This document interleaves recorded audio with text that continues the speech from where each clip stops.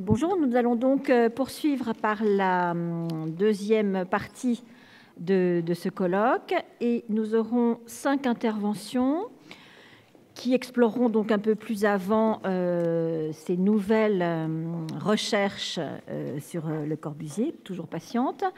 Nous entendrons d'abord Romy Golan qui nous parlera des questions de géopolitique au pluriel du mural nomade. Elle nous expliquera ce qu'il faut entendre par ce néologisme. Romy Golan est professeure au Graduate Center de l'Université de la ville de New York. Ses travaux, elle est historienne de l'art et ses travaux assez nombreux ont porté notamment sur l'entre-deux-guerres en Europe et plus récemment avec un ouvrage sur l'Italie dans les années 60 et la publication en français, la traduction d'un ouvrage qui s'intitule justement Mural nomade aux éditions Macula. Ensuite, nous écouterons Poncho Liermour, qui est architecte, spécialiste de l'architecture de l'Amérique du Sud et qui travaille à l'université Torquato di Tella de Buenos Aires et qui nous parlera donc d'un territoire que Le Corbusier aura beaucoup arpenté et sur lequel il aura placé beaucoup d'espoir.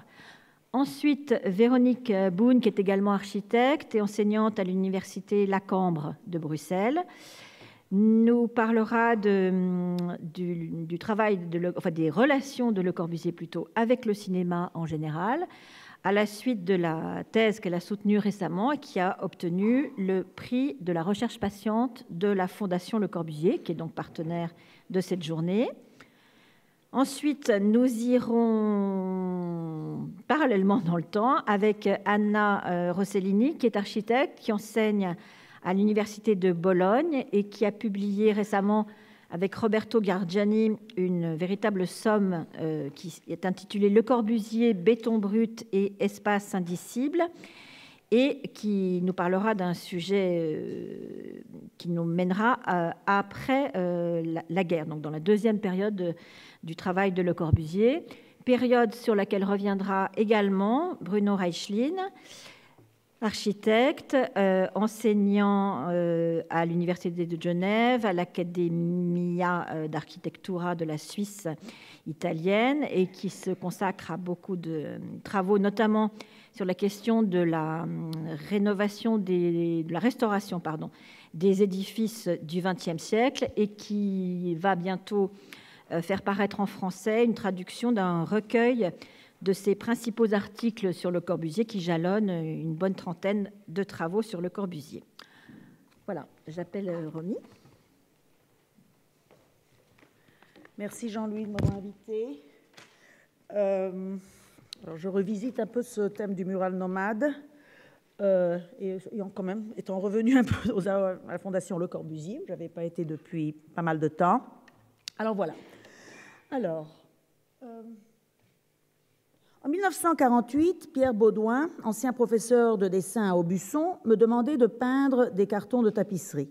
Dès ce moment, ce fut une décision de principe. La tapisserie ne doit jamais servir de dessus de commode ou de buffet de service, ni en dimension, ni en situation. Elle n'est pas un tableau, grand ou petit. La tapisserie doit s'offrir à l'œil à hauteur d'homme. Elle peut et doit peut-être toucher au sol. Sa hauteur est donc déterminante. Ainsi entreront-elles comme un élément utile dans la composition de l'architecture moderne et non comme un décor. La destinée de la tapisserie aujourd'hui apparaît, elle devient le mural des temps modernes. Ce mur de laine qu'est la tapisserie peut se décoller du mur, se rouler, se prendre sous le bras à volonté, aller s'accrocher ailleurs. C'est ainsi que j'ai baptisé mes tapisseries mural nomade. Écrit Le Corbusier dans le catalogue de 12 tapisseries à la galerie Denise René en 1952.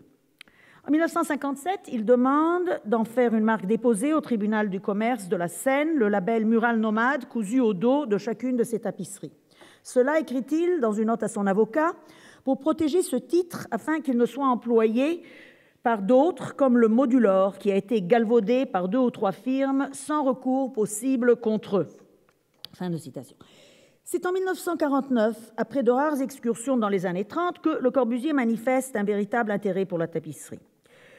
Le Corbusier travaille à Aubusson avec Maurice Tabar, Pierre Baudouin, Pierre Baudouin à l'atelier Raymond Picon et à l'atelier Pinton. Baudouin lui-même travaille à ce moment-là avec Braque, Estève, Calder, Picasso, Masson, Matisse. Mais ce sont presque toujours des tapisseries de petit format, trop petites de dimension au gré de Le Corbusier et trop proches de la peinture, même si leurs cartons sont conçus expressément pour être tissés.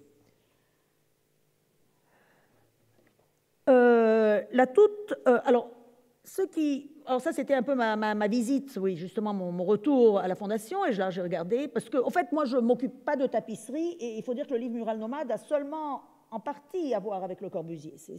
Mais comme j'expliquerai, le terme était... Et quand j'ai demandé d'ailleurs à la Fondation, j'ai dit, est-ce que je peux appeler mon livre Mural Nomade, ou est-ce qu'il faut, puisqu'il y a eu l'interdiction de Le Corbusier d'utiliser ce terme, ils ont dit non, allez-y, très bien.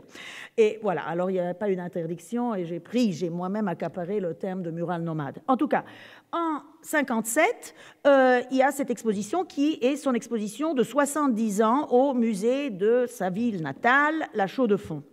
Et c'est une exposition de tapisserie, toutes les tapisseries, voilà, il prépare, au fait, bien qu'il les appelle nomades, au fait, obsessivement, et c'est clair dans la correspondance, il suit chaque petit chemin de ces tapisseries, et on voit dans la correspondance aussi, vous allez voir, beaucoup de plaintes sur le fait que les tapisseries ont voyagé dans des endroits où il ne voulait pas qu'ils voyagent, dans des expositions où il ne voulait pas qu'elles assoient, des galeries, au fait, il est très particulier sur le trajet de ces tapisseries, et voilà son petit projet, donc, et c'est intéressant que pour son anniversaire de 70 ans, on célèbre les 70 ans à la Chaux-de-Fonds, il décide de faire une exposition de tapisserie.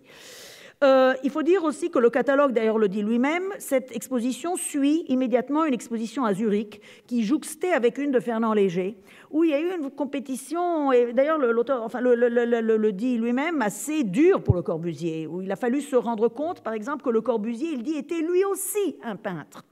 Que fait Le Corbusier? Au lieu donc de montrer des peintures, et au fait, il montre aussi, on verra un peu des projets d'architecture, mais il montre surtout ses tapisseries. Donc ces tapisseries sont un peu comme ça, c'est un sujet à réflexion. Enfin, pour vraiment, quel rôle occupe la tapisserie dans son travail par rapport à la peinture? Bon, alors par exemple, il montre ça c'est la première tapisserie, et c'est la seule tapisserie qu'il fait qui ressemble vraiment à un tableau, bien que, et voilà, ça a été commandé par Marie Cutoli. Alors ça, c'est sa première tapisserie en 1936, et de là, après, toutes les tapisseries, quand même presque toutes, sont des années post-48, donc des années 50. Là, déjà, quand elle lui demande de faire, et ça sort d'un tableau, donc Cutoli demande à Le Corbusier et à Fernand Léger une commande, elle leur passe une commande, et bien que ce carton ressemble à un tableau mais ait été fait pour une tapisserie, tous deux entoureront leur tapisserie d'une bordure discontinue afin de mettre une distinction dès le début entre la tapisserie et la simple reproduction d'une œuvre peinte. Il ne faut pas donc de cadre. Techniquement, ces tapisseries donc ne devraient pas être encadrées. Et vous voyez que la petite pomme de pin comme ça en trompe-l'œil sur le côté est aussi un clin d'œil par rapport à une peinture qui n'est même pas sa peinture non plus. Donc comme ça, un petit clin d'œil par rapport au réalisme de la peinture que la tapisserie n'est pas. Bon, les commissaires, c'est une chose qui m'a frappée, c'est que je regardais là aussi, donc je retourne, comme je dis, j'étais à la Fondation, et il y a eu récemment cette exposition au Musée des Beaux-Arts de Besançon en 2011, où j'avais déjà feuilleté, mais là, de nouveau, j'ai regardé, le Corbusier expose. Vous savez, maintenant, il y a ce genre de maladie, surtout, enfin, je ne sais pas si c'est une maladie parce que j'y participe, mais en Amérique, tout le monde travaille sur l'histoire des expositions. C'est encore une des meilleures façons de ne pas regarder les œuvres. On travaille sur tout ce qu'il y a autour et on travaille sur les expositions. Et ce qui est frappant quand on travaille sur ces expositions, considérez combien de photos on a vues aujourd'hui, il y a très peu souvent, pas toujours, mais il y a des expositions pour lesquelles il n'y a presque pas de photos d'exposition, de installation. Parce qu'à l'époque, alors par exemple, pour cette exposition, il n'y a presque rien, il y a ça. Alors, les commissaires de Le Corbusier exposent, donc à Besançon, posent la question: comment présenter un tableau? Comment éviter que la disposition d'une peinture ne risque à tout moment d'entrer en conflit avec le bâtiment? Mais pas un mot dans ce catalogue sur la tapisserie, qui est au fait le médium et le format où Le Corbusier pose cette question de la façon la plus percutante. Comment on monte, comment on expose une tapisserie? Qu'est-ce qu'une tapisserie? Et ça, c'est évidemment l'idée de Mural Nomade. et on verra comment donc elle ne peut pas être un tableau.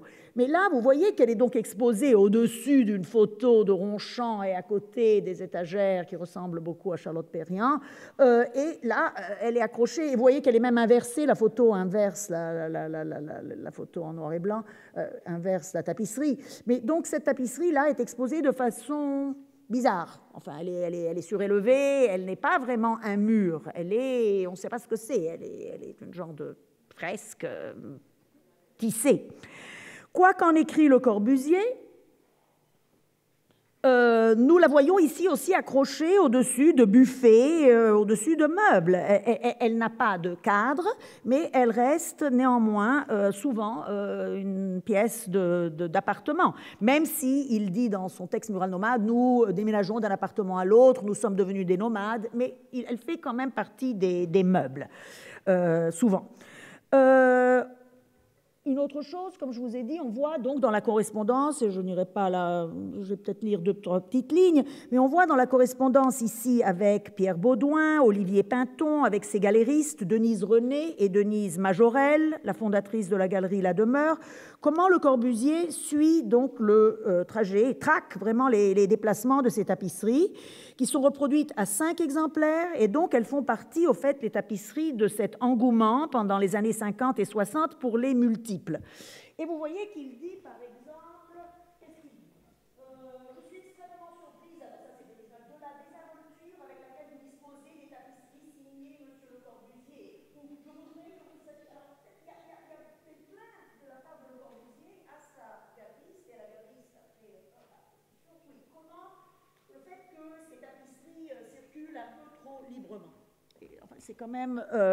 voilà. Alors, donc, elles sont faites pour être déplacées, mais il faut quand même contrôler leur déplacement, et surtout les ventes. Et vous voyez là, à côté, Le Corbusier a des grands espoirs de vente. Il y a beaucoup de correspondances très marchandes, avec très insistants, et même un peu brusques avec ses galeristes, surtout ses galeristes femmes, sur les ventes. Et la même chose avec Charlotte Perriand quand elle exposera ses tapisseries à Tokyo, un peu plus tard. Bon, mural nomade est le terme que j'ai appliqué à rebours sur la question de l'image murale en Europe de 1927 à 1957, dans un livre où le sort que je fais à l'image murale est celle d'un format qui problématise l'art moderne au milieu du siècle dernier. Une lecture qui se voulait paradoxale, donc le titre « Le paradoxe de l'image murale ». Dans ce livre, il s'agit souvent... Achetez-le, je ne vous montre rien ici, Macula doit vendre. Dans ce livre, il s'agit souvent de peintures murales qui ne sont pas vraiment convaincues d'appartenir au mur. Et inversement, de photomuraux ou fresques, photomural, il n'y a pas un terme, c'est vraiment un terme plus américain, enfin, ce que les Français appelaient à l'époque encore fresques photographiques, de grandes peintures et de tapisseries qui tentent constamment de retrouver leur chemin vers le mur. Donc les tapisseries veulent être murales et les tableaux et les mosaïques sont suspendus dans l'air. Donc tout est inversé. Et donc, dans mon livre, le mural est toujours en porte-à-faux, en somme. C'est ce qui m'intéressait. Des œuvres permanentes qui ont une apparence éphémère et inversement. Et des œuvres qui se disent être site-specific, donc spécifiques au site, et qui sont en fait transportables. Au fait, au moment de l'exposition, par exemple, universelle de 1937, Guillaume Janot, directeur de la manufacture de Beauvais, puis des Gobelins, pense déjà au nomadisme de la tapisserie. En 1937, il dit, je cite, « La tapisserie neuve a-t-elle donc encore sa place au foyer moderne ? Comment en douter ? Précisément parce que l'architecture intérieure du logis sera de plus en plus rationaliste, hygiénique, commode et nue, et aussi parce qu'étant positiviste, elle sera impersonnelle. L'habitant sentira le besoin d'un décor franchement coloré, conforme à son goût individuel, précieux et cependant durable. Il sera vite là du bibelot de mode et du décor mural fixe. » Cette citation est intéressante, et ça d'ailleurs, quelqu'un qui m'a entendu parler récemment m'a envoyé comme ça cet email avec cette citation, c'est qui s'occupe de la tapisserie, parce qu'elle dit déjà qu'en 1937, on voit Janot déjà dire, et pourtant Janot est plus conservateur que Le Corbusier, quand même déjà parler donc de cette idée du nomadisme. Mais c'est seulement après la guerre que l'image murale veut vraiment afficher ouvertement son nomadisme.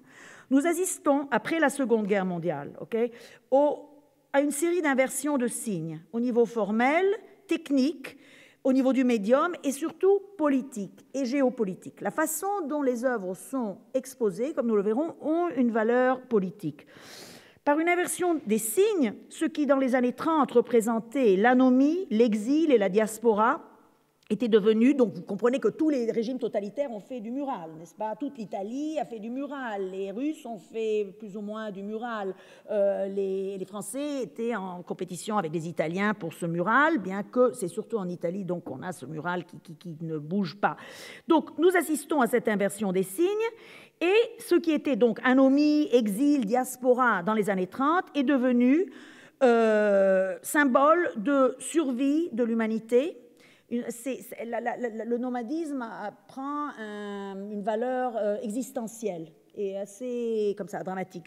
Et tout ça, c'est de la rhétorique. Je dois dire une chose, les tapisseries, en général, jouent un rôle tout petit dans le 1% lors de la reconstruction. On a donné 1% après la Seconde Guerre en France.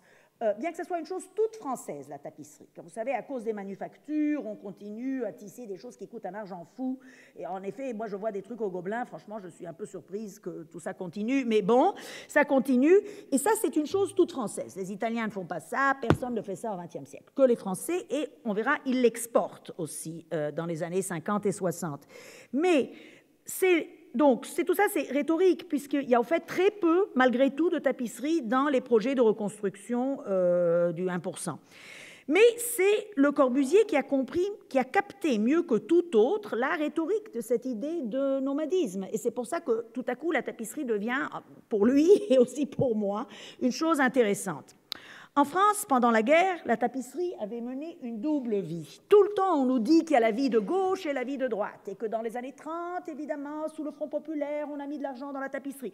Que, par exemple, au musée, à Aubusson, pendant la guerre, il a fallu que Jean Lurçat, qui après a fait plein de tapisseries, Beyond Good and Evil, comme on pourrait dire, je ne sais pas quoi dire de Lurçat, bien que c'est le grand héros de la tapisserie de l'après-guerre, qu'il a tissé ça clandestinement. Mais en fait, quand vous regardez le site du musée d'Angers, on vous dit qu'en 1943, le carton a été fait et qu'elle a été tissée en 1952. Vous regardez un autre site de ce même musée, il vous dit qu'elle a été tissée en 1943.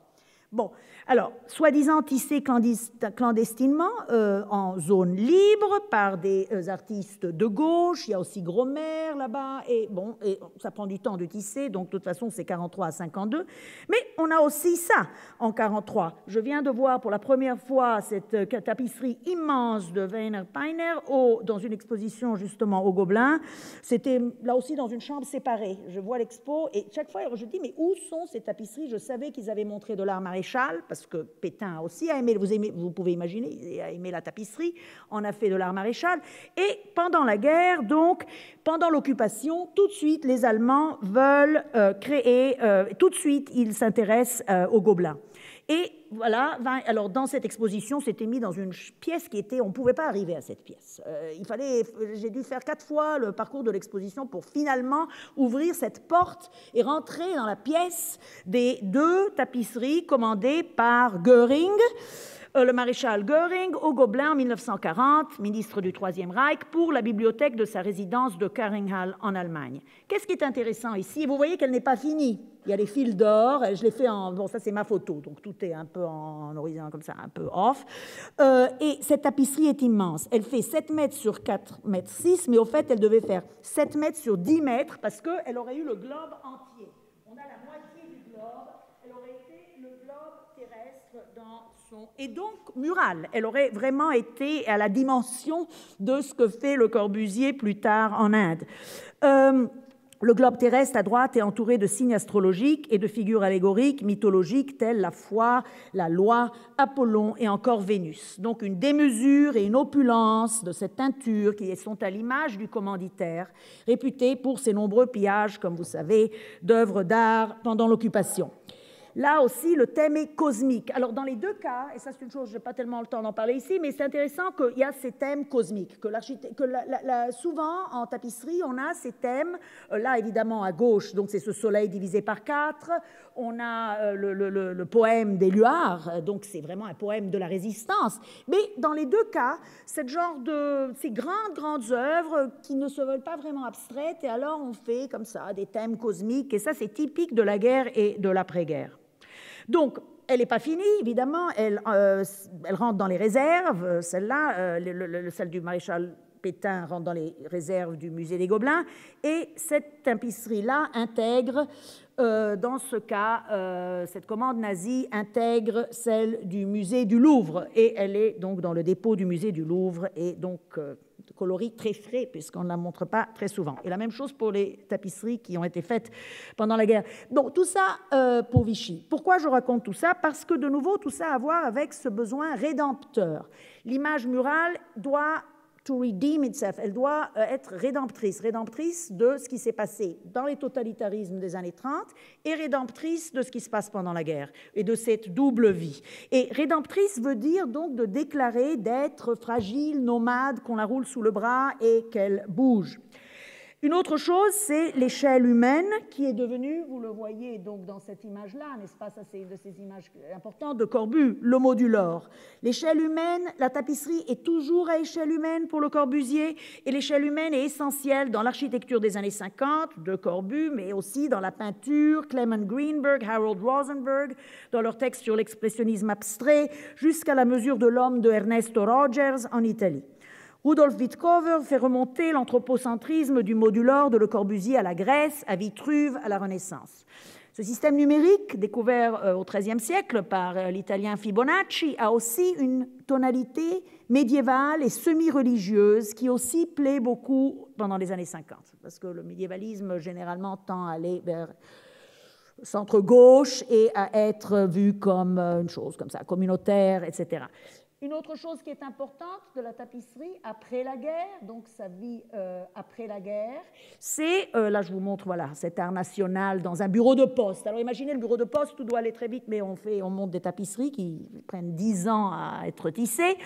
Dans ce bureau de poste, qu'est-ce que nous avons? Nous avons, alors, le grain et sa texture, rugueuse sous la main, très importante pour Le Corbusier, on le verra, parce que pour lui, c'est une façon aussi de déjouer dans un après-guerre.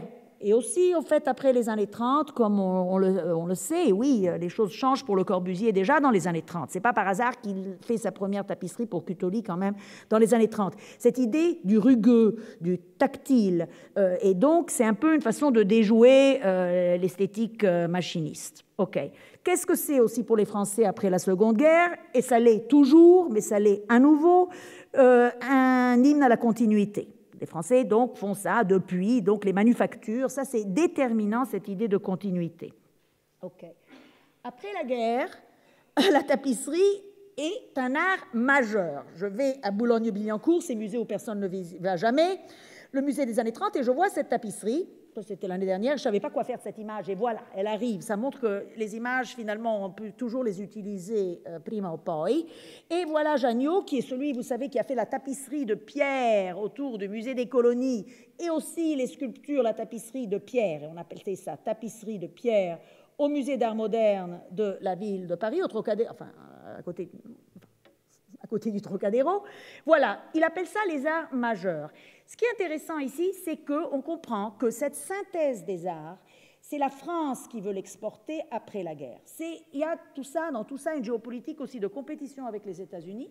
Nous, on fait du décoratif, mais on le fait majeur. Et là, Le Corbusier utilise au fait la même rhétorique que quelqu'un comme Janniot, qui est vraiment de l'autre côté du spectre de Le Corbusier. C'est-à-dire, on exporte à la Malraux, comme ça, avec cette voix, comme ça, des arts majeurs. Les Italiens, à l'époque, rien de tout ça. Après le fascisme, on est le plus mineur possible. Mais en France, il y a encore cette voix redondante, comme ça.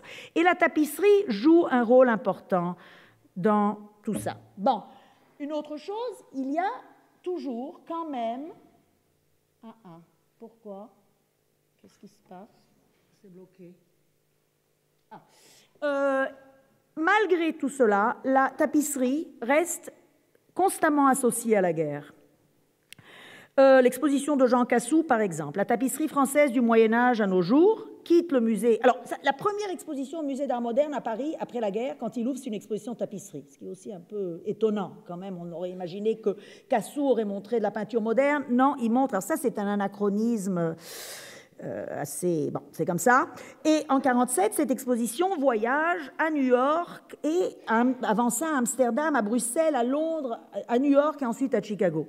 Quand elle voyage, une chose qui est assez... Et c'est donc une très grande exposition qui va donc du Moyen-Âge à nos jours. Ça envoie 27 tapisseries. Bon, je ne vous montre pas. D'ailleurs, il n'y a pas de photo de ces installations, mais ça devait être immense. 200 tapisseries, ok, 200 tapisseries exposées. C'est immense, ça traverse l'Atlantique et les Américains remarquent que, ça, par exemple, qu'elles sont amenées dans un navire de guerre, le croiseur George Lake, et qu'elles furent envoyées à Paris, c'est-à-dire elle revient sur un croiseur, et elles furent renvoyées à Paris sur un autre bateau de guerre, le Jeanne d'Arc. Le critique de Art News fit ce commentaire, je cite, « Seule une guerre et ses bouleversements peuvent avoir amené jusqu'ici ce panorama complet de tapisseries historiques. Elles furent exposées à Paris directement depuis leur refuge, où elles avaient été fortuitement regroupées pendant la guerre. » La tapisserie, à ce moment-là, résonne, et bon, je vous montre l'Apocalypse d'Angers, qui elle aussi est réinstallée à ce moment, donc on le refait, donc cette tapisserie immense, évidemment, à Angers. La tapisserie résonne pour Le Corbusier, avec les passages, enfin pour Le Corbusier, je le dis, je ne sais pas, le livre n'est pas annoté, il est dans sa bibliothèque, en anglais, il n'a pas été traduit en français, ou peut-être il l'a été, mais je ne crois pas. La tapisserie résonne avec les passages de Siegfried Gideon sur le mobilier nomade du Moyen-Âge et son ouvrage « Mechanization Takes Command », la mécanisation au pouvoir. Donc le livre est en anglais dans la bibliothèque de Corbu. Un livre écrit pendant son séjour aux États-Unis en pleine guerre. Il se trouve donc dans... Et où Gideon a une longue digression sur le sens étymologique des mots français meuble et mobilier, opposés au mot immeuble. Et là encore, la guerre. Je cite, « Le château du grand seigneur est pratiquement vide lorsque celui-ci était absent. Il ne laissait derrière lui que quelques accessoires, ce qu'il ne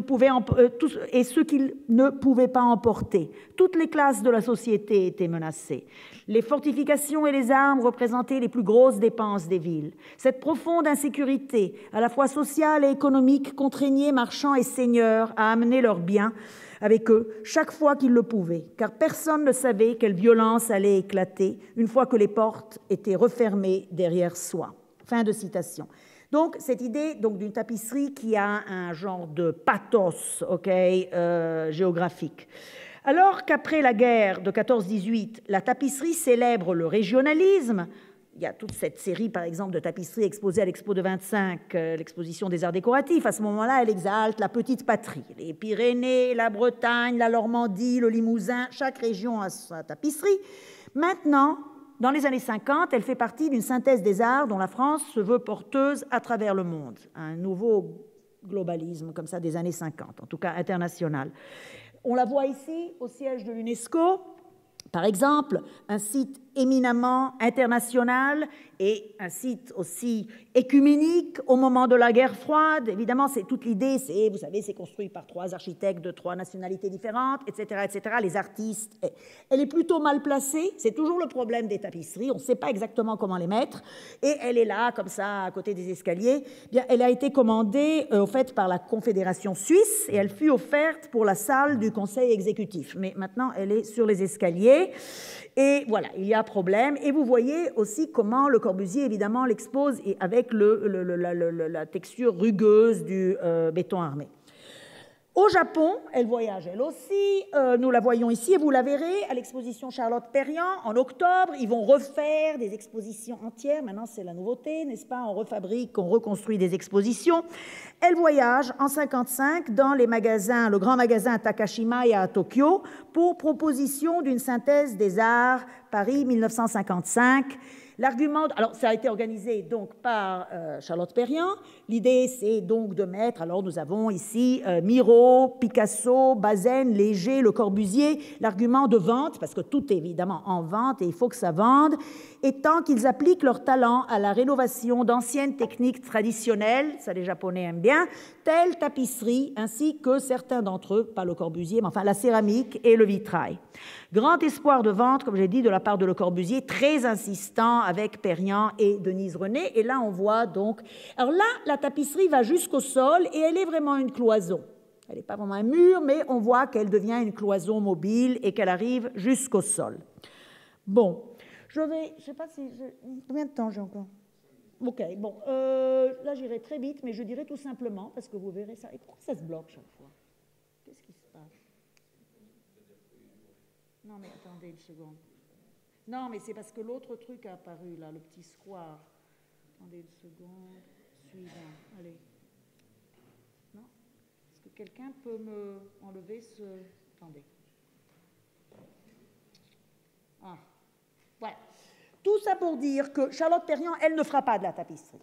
Okay? Elle expose la tapisserie de Corbusier, etc. Elle ne fera pas tapisserie, elle ne fera pas de la tapisserie. Donc il y a une question de genre ici aussi, et ils vont, j'aurais pas du tout le temps de parler par exemple de ça, mais ça c'est ce qu'elle fait par exemple à Tokyo, et vous allez voir, on va refaire, ils vont reconstruire ce mur cinétique qui lui aussi, enfin il est mouvant, il est aussi une partition, etc. Mais elle ne touchera pas à la tapisserie, mais elle l'expose quand il faut exporter l'idée de synthèse des arts. Maintenant, la fin de toute cette histoire, c'est que, bon, on se déplace loin, un autre voyage en Orient, son voyage Orient de sa vieillesse, si on peut dire, c'est en Inde que les plus grands murs tissés de Le Corbusier furent exécutés. 9 tapisseries, je vous en montre une et je vous montrerai des photos, furent tissées pour... Et en fait, il y a très peu de bonnes photos. Très difficile, Jean-Louis me dit de nouveau, très dur de rentrer, là, à nouveau. Et puis, il y a l'air conditionné qui a perforé les tapisseries, etc. 9 tapisseries furent tissées pour la Haute Cour et pour le Parlement de Chandigarh, la nouvelle capitale de l'État du Punjab, après la partition avec le Pakistan. Donc, là, voilà, en 1955, il commence un peu plus tôt. De gigantesques panneaux.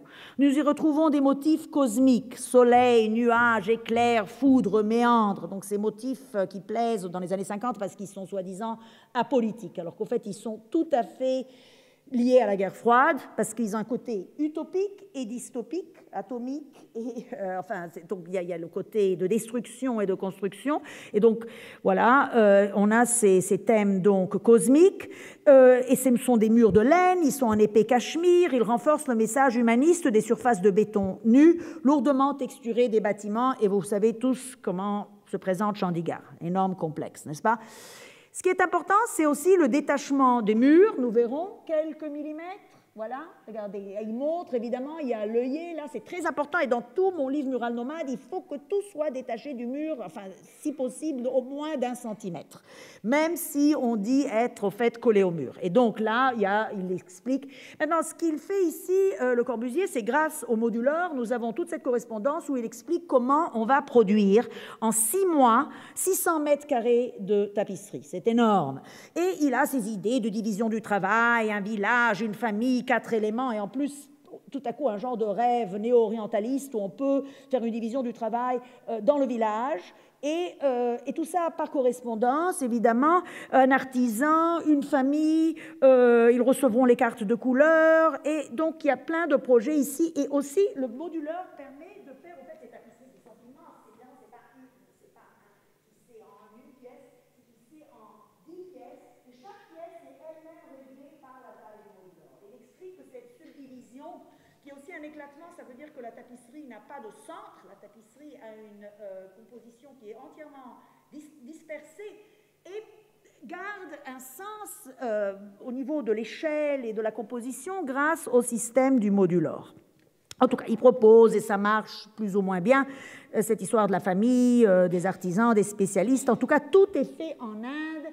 Et voilà ces photos extraordinaires, parce que comment on montre ces tapisseries? On les montre à plat, elles couvrent, c'est tout à fait extraordinaire, ces photos-là, évidemment. Ils sont là elles ont déjà été tissées, là elles sont en train d'être tissées. On voit sera pas vraiment fait dans des familles, ça sera fait de façon beaucoup moins cottage industry que ce que voulait Le Corbusier, parce qu'il y avait problème de temps. Et voilà, les tapisseries couchées. Donc, un dernier point que je veux faire, c'est celui-ci. Oui, alors, bon, il y a une absence totale de bordure. Et ça, là, pour la première fois, donc, elle devient cette chose que je relis à un livre dont il n'y a pas de trace dans sa bibliothèque et même aucune trace de son nom dans les archives et dans la correspondance. Mais on pourrait dire que c'est à Chandigarh que les tapisseries de Le Corbusier se rapprochent le plus de la thèse de l'architecte et théoricien Gottfried Semper, qui a signé exactement un siècle plus tôt, en 1860, dans un des livres les plus originaux et les plus spéculatifs qui ait jamais été écrit sur l'architecture, une origine textile à l'architecture. Le livre n'est pas encore traduit en français, mais c'est Style et les arts techniques et tectoniques. Mais apparemment, il va sortir bientôt. Allemand, il a été traduit récemment, comme vous savez, par le Getty.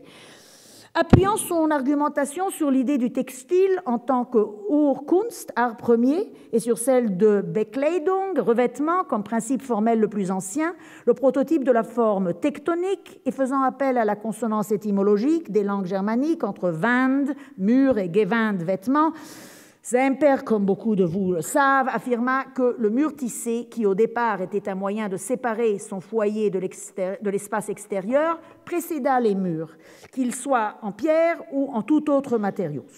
Donc le textile est l'origine. C'est dans l'acte de clôturer l'espace imaginé, l'espace imaginé dans les tentes des tribus primitives que l'architecture est née. Les temples égyptiens qui se sont développés à partir des marchés aux pèlerins improvisés et même plus tard étaient souvent bricolés avec des poteaux et des toiles de tente. Le tissage et la teinture qui ont mené à la polychromie, c'est cette chose qui intéresse évidemment beaucoup Le Corbusier dans le mural, furent inventés afin de créer des tapis colorés, écrit Semper, pour habiller des murs, couvrir les sols et servir d'auvent. Même après que la nécessité de murs en dur se fit sentir, ceux-ci restèrent des substituts de la cloison d'origine, le mur textile. Depuis des temps lointains, maintenait Semper, les tissus colorés les plus splendides venaient de l'Orient et ils eurent une influence majeure sur l'Occident jusqu'au début du Moyen-Âge. Okay, un livre comme ça, comme vous savez, donc résumé en 6 lignes. Pour Le Corbusier, aucun projet ne pouvait être plus attrayant que celui-ci, dans la mesure où la politique de non-alignement de Nehru à l'époque de la guerre froide lui permettait de se frayer un chemin au sein de nouveaux alignements géopolitiques pendant la guerre froide, justement. Travailler en Inde était une occasion idéale d'effacer ces épisodes algériens des années 30, mais surtout ces épisodes algériens. Bon, là, c'est pas l'Algérie, mais je vous le montre quand même. Mais pourquoi ça fait ça chaque fois ? Une seconde, la dernière image. Il faudra régler ça pour les prochains. Bon. Les tapisseries de Le Corbusier à Chandigarh reflètent donc un nouveau alignement. Les tapisseries de Le Corbusier à Chandigarh reflètent les ambitions et l'utopie d'un nouvel ordre post-colonial, mais aussi des réalités d'une région qui est celle du Punjab, où 13 millions de personnes se trouvant du mauvais côté de la frontière indo-pakistanaise deviennent des réfugiés. La démesure du complexe architectural de Chandigarh, que les tapisseries visaient à ramener à l'échelle humaine du modulor, demeure cependant emplie d'ambiguïté. En termes de géopolitique, elle signifie une urbanisation progressiste, voulue par Nehru, couronnée par une réussite architecturale exceptionnelle, mais aussi un symbole de l'arrogance, d'une ingérence occidentale, au sein de ce que l'on appelait alors encore le tiers-monde. Merci.